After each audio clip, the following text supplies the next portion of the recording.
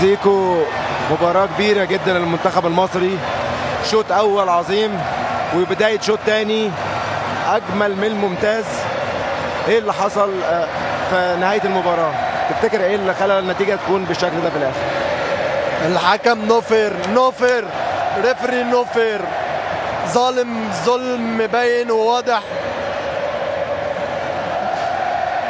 بيضيع مجهود بلد كاملة من أول الماتش.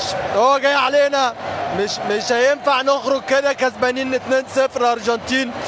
بطولة موجهة، حسب الله ونعم الوكيل.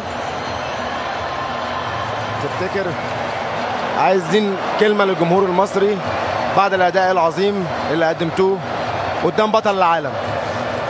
بعتذر لهم، كان نفسنا نفرحهم النهارده، ما عرفناش نعمل ده، بس والله مش بايدينا، بايد الحكم. هي البطوله متوجهه باينه اصلا. الشعب المصري اوريدي فرحان بيكم جدا وفخور بيكم جدا. مبروك كاس العالم للارجنتين، مبروك، مش محتاجين حاجه تاني خلاص.